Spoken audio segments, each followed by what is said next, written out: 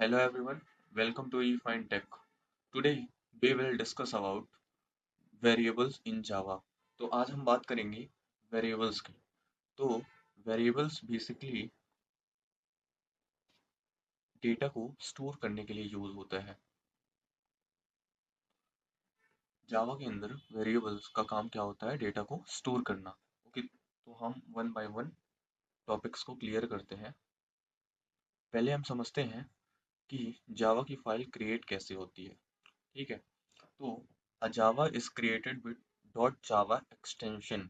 अगर आप कोई फाइल क्रिएट कर रहे हो, सपोज आप बना रहे हो, तो आपको उसका नाम और उसके आगे डॉट एक्सटेंशन का यूज करना पड़ेगा। सपोज मेरे को एक फाइल बनानी है, एग्जाम्पल, तो हमने फाइल का जो नाम लिया है वो लिया है जावा बेसिक्स। ये क्या हो गई? फाइल की नाम। और डॉट जावा इसलिए यूज, बेसिकली ये क्या है? एक्सटेंशन है एक्सटेंशन। Extension, right. तो ये यूज क्यों हुआ? हम हमारा ये पता चल सके कि एक जावा नाम की फाइल है जिसके अंदर जावा के प्रोग्राम्स लिखे गए हैं, राइट। तो एक्सटेंशन का बेसिक यूज ये है, और फाइल का नाम हमने जो रखा है वो क्या रखा है? जावा बेसिक्स। ओके, और यहाँ पे एक्सटेंशन क्या है? Dot Java, right. तो it contains code written in Java. इस लाइन का बेसिकली मतलब ये है कि अगर आप जावा नाम का एक्सटेंशन आपने क्रिएट किया है तो उसके अंदर जावा का ही कोड लिखा गया जाएगा। तो इसका बेसिकली ये मतलब है। अगर आपको सी प्लस प्लस का एक्सटेंशन बनाना है तो आप डॉट सी पी पी लिख देते हो।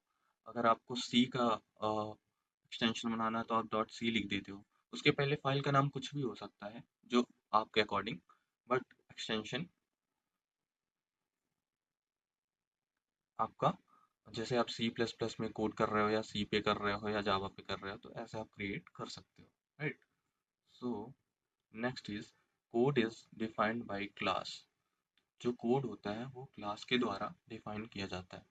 अभी every Java program must have a class.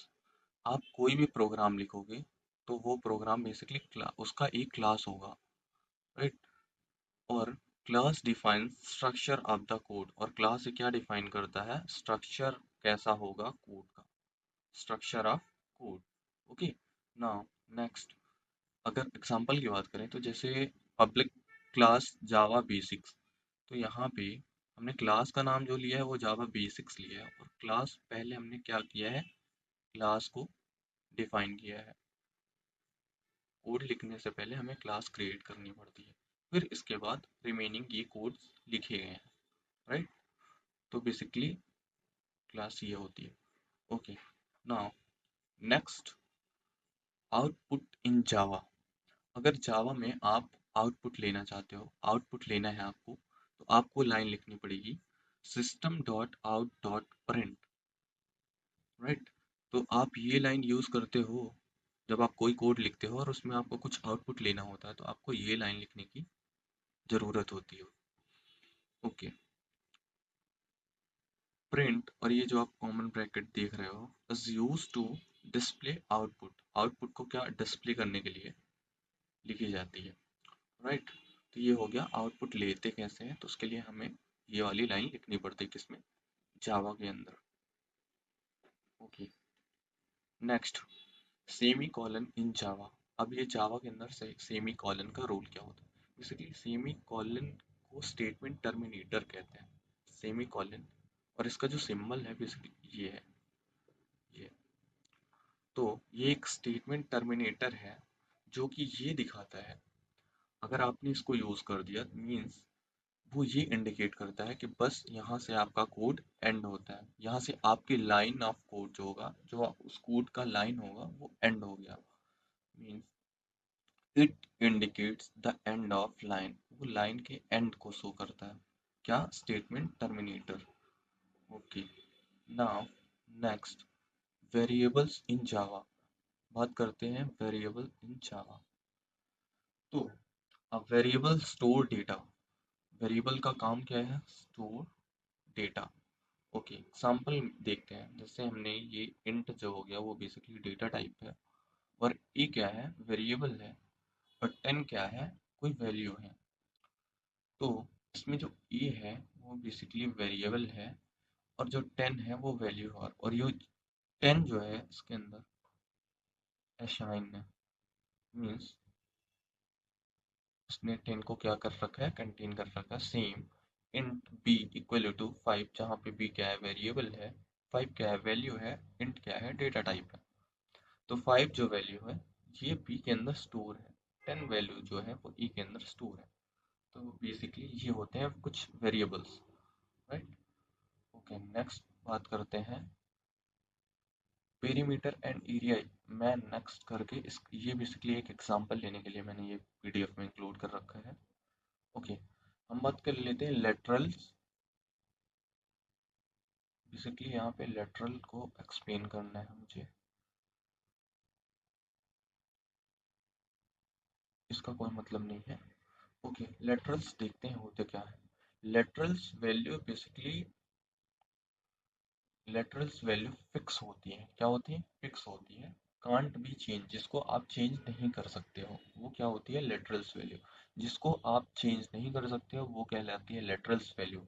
But variable value जो होती है, मीन्स इसकी बात कर रहे हैं हम, ये चेंज होती रहती है अकॉर्डिंग टू यूजर। यूजर इसको चेंज कर लेता है, बट लेटरल्स जो होती है वो फिक्स होती है। अब हम बात करते हैं यहाँ पे, जैसे हम बात करें पेरीमीटर ऑफ रेक्टेंगल, तो उसका फॉर्मूला क्या होता है, 2 × लेंथ प्लस ब्रेड्थ। जावा के अंदर हम इनटू ऑपरेशन परफॉर्म करने के लिए ये स्टार यूज करते हैं। ओके, सो यहाँ पे आप देखोगे कि जो 2 है वो कभी चेंज नहीं हो सकता। Perimeter of rectangle 2 × A + B है, 2 कभी चेंज नहीं हो सकता। बट ए और बी मीन्स ये दोनों क्या है, वेरिएबल्स हैं, जो कि according to user, according to user ये चेंज हो सकता है, चेंज, राइट। जैसे आप देखो एरिया ऑफ रेक्टेंगल, तो एरिया ऑफ रेक्टेंगल में इसमें ए और बी चेंज हो सकते हैं। बेसिकली ये क्या है, वेरिएबल्स हैं जो कि यूजर के अकॉर्डिंग चेंज हो सकते हैं। ओके, तो ये हो गई जो वैल्यू फिक्स है, तो वो कहलाती है बेसिकली आपको लिटरल्स। और अगर बात करें वेरिएबल्स की, तो वेरिएबल यूजर के अकॉर्डिंग चेंज होता रहता है। ओके, सो ये हो गई कुछ लिटरल्स और वेरिएबल वैल्यूज की नॉलेज। अब बात करते हैं identifiers. Identifiers basically, identifier means name of variable, variable का नाम, ठीक है। तो आइडेंटिफायर्स क्या होते हैं, वेरिएबल्स की नेम होती है, वो कुछ ए हो, बी, सी, कुछ भी हो सकते हैं, राइट। तो उन्हें कहते हैं हम आइडेंटिफायर। ओके, नेक्स्ट वीडियो में हम बात करेंगे data types in Java. Okay, thank you so much.